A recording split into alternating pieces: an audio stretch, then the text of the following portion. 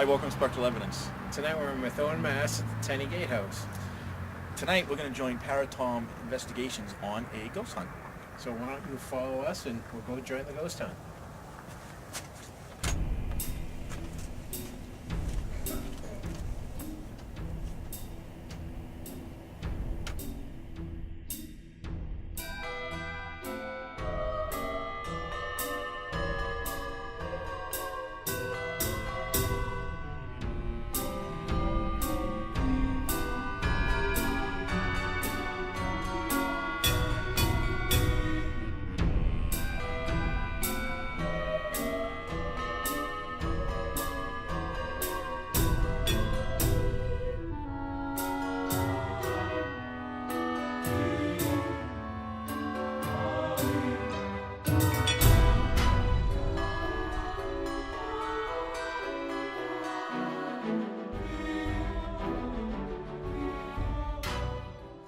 Paratom.com.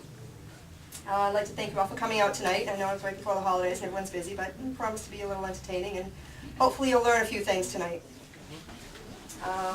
We also ask that you be respectful. How many are here to actually look for ghosts? Okay. Is anybody here interested in the Tenney Gate House itself, the history? Yes. Okay. In every group, how many were dragged along with somebody else? How about that? All right, well, you know, we all ask just for a little bit of common respect. Before the investigation begins, the group is gathered for a presentation and given instruction. They are briefed on the history of the Tenney Gate House and learn more about Paratom.com.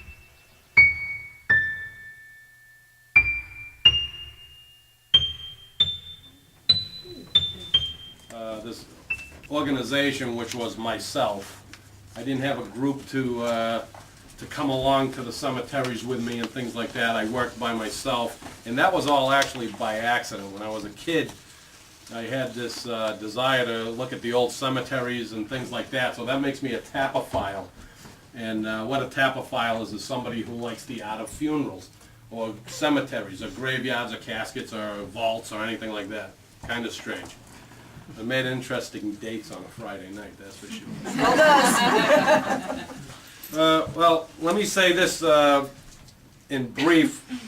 Ironically, my first paranormal experience, or what I call the aha moment. How many people have had aha moments here and maybe kept them to themselves? Okay, it could be anything from seeing somebody walk past you on the corner of your eye while you're doing dishes or whatever. I was across the way here, and my ex-wife's grandparents just buried their brother, and that night we decided to sit in. This was 23 years ago, before the first TV shows came out, and you know, so I could tell you I'm not on a coattail of a trend here. I was part of the ones that was considered a jerk for sitting out in a dark cemetery. But anyway, we were... If you do go lights out later on when we do the investigation and you have a flashlight, please keep the flashlights pointed down towards the floor. Watch your step at all times. Don't try to blind the neighbor or whoever's across the room. Especially when they take photos, is if they get your flashlight beam in their photo, they're like, oh, it's a ghost! And no, it's not. And the other thing, when you take photos, always remember to announce that you're taking a photo, announce that you flash, and then take your photo just to kind of warn everyone so they're not staring right at your camera and getting blinded. What else? No smoking inside the building, obviously. Is everybody game to go outside tonight? Yeah. Yeah. Okay. We ask that when we go outside, even though we're walking up the trails, if you can refrain from smoking at that point, because there are spots along the trail where there are known hot spots. And again, if somebody's taking a photo and you're smoking next to them, even your breath this time of year because it's so cold out, it will show up on the camera as a fog or a mist or a smoke, and again, people get all excited and we have to tell them, sorry, it was your neighbor smoking. Pendulums work primarily when you're asking questions that don't totally pertain to you. I find that a lot of times when you're really on top of something, you are going to work with your inner spirit to bring an answer that you might like. Okay, but if you're asking something about somebody else or some energy in the room, you don't have any say in it. So therefore, the pendulum will be very straight on different pieces, okay? You see this used sometimes, I know all this is doing is, I programmed this crystal to pick up energy. This is the pendulum that I decided is going to be the one that's picking up energy, okay? And how I do that is I just put an intention out, a prayer, asking that I'd be protected, this be protected, and that any energy that surrounds me, if I look for it, that this may direct me to it, okay? So as I walk through a room, you might see me stop and just be very silent and still. And what I'm doing is I'm waiting to see if the pendulum's it'll sway this way, For the novice to use. So basically, they pick up energy, electromagnetic energy, we think. As you can see, these are kind of like, these are foolproof. You can't mess these up. You can't hold them too tight. You can't, as long as you keep your hands right about here. Okay, and then what you do is you start walking. And basically when you hit, sometimes it'll be a spirit, sometimes it'll be water. They'll cross like this. So then what I usually do is try to figure out, and I'm making them do that, is I try to figure out where that energy lies. So I'll back up. Again, I'm making them do this. I'll back up and kind of find the perimeter of whoever or whatever this is. Same thing with oars, you can do it with Yep, oars. exactly. You can do the same thing with oars. If I find myself going in a complete straight line, it's probably water.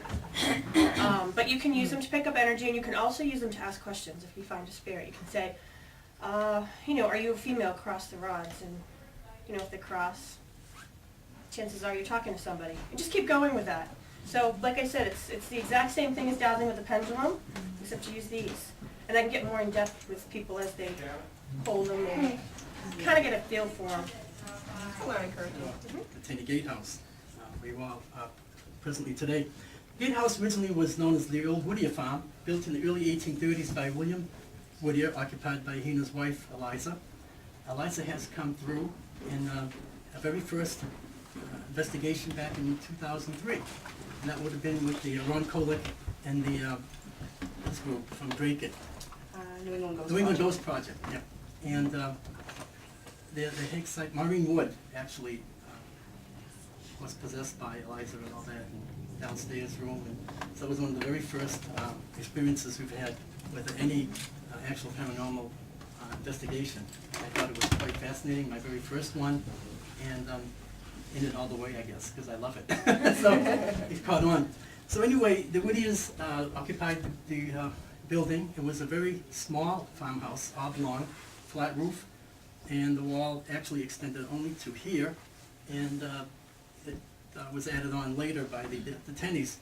The Tenneys purchased the property in 1880-81 and hired an outfit from Haverhill, the Damon brothers, who raised the roof, added the tower, added the extended the back of the building about roughly 15 to 20 feet, added the back porch, side porch, and front porch. And the design was completely changed to a Queen Anne style, which was pretty popular in the late 1880s. The Tenney family lived here 8 years. Charles Tenney and his brothers, he had 3 brothers, first manufactured shoes in town around the 1860s, pre-Civil War and post-Civil War. When Charles Tenney married Fanny Gleason, who lived on High Street, the house is still standing, her family's home. Fanny's father, Mr. Gleason, was into hats. So the Tenneys changed their manufacturing mode from shoes, from one end to the other. And they changed into the hat manufacturing business after Charles married Fanny. And they purchased this property again about 1881, 82. After the building was remodeled, the family lived here 8 years. Charles, his wife Fanny, Dan Tenney, who you can see behind here, and this is a 1934 oil and canvas of young Dan. And this is the land, again, it was purchased by St. Basil Seminary. I think they paid roughly $20,000 to $25,000, and it was close to about 40 or 50 acres of land, including this building and the castle up on the hill. Unfortunately, the castle burned in April of 1977, suspicious origin. The seminarians stayed here first because they had no other building. Then they left this building, fixed up the castle, moved into the castle, and they rented this to locals.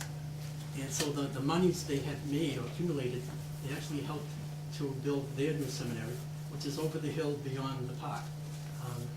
You can see it through the trees during the daytime. And also they occupied the old barn. The barn was built by the Tenneys as a state-of-the-art barn. In its time, it was very up-to-date, modern. So the barn survived, and the barn is used by the seminarians as an office, and they have various, they have a gift shop, and they have various craft shows, Christmas shows, and other events in the barn. So the barn remained, this building remained, but again, unfortunately, the castle itself burned. A lot of interesting things have occurred up there through paranormal investigations. I do have some photographs in my binder, which you're all welcome to look at, either before or after the event. People have taken a lot of interesting pictures up there. Quite interesting.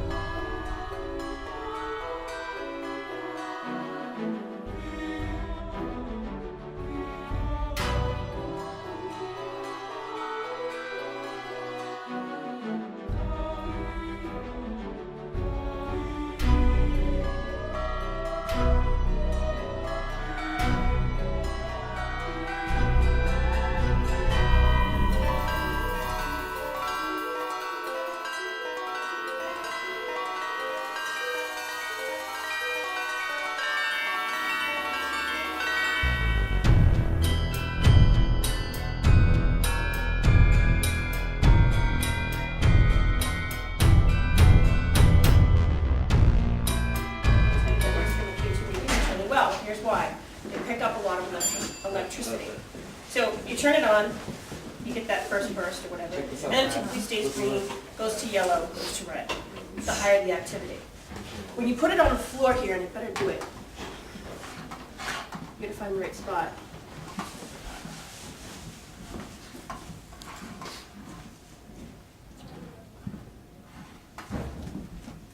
It'll take a minute. Why are you putting it on the floor? Huh? To get down to 1? No, I'm trying to get it to go all the way up. Come on, baby. Who's over there? Who's downstairs? They're going, what is going on up there? Is it over here? Anyways, it goes crazy to red. And some, they might have the, you know what it is too, they might have the lights off, but there's a big power cable under here. And that's what it's picking up. But there's some teams that come in here and go, oh my God, look what we found! And then if you put two meters in a row, you'll find that they go on a line. It's over here somewhere. But anyways, okay. The other thing that you can do with the K2 is you can just... Bueno. Bueno. Bueno. Bueno.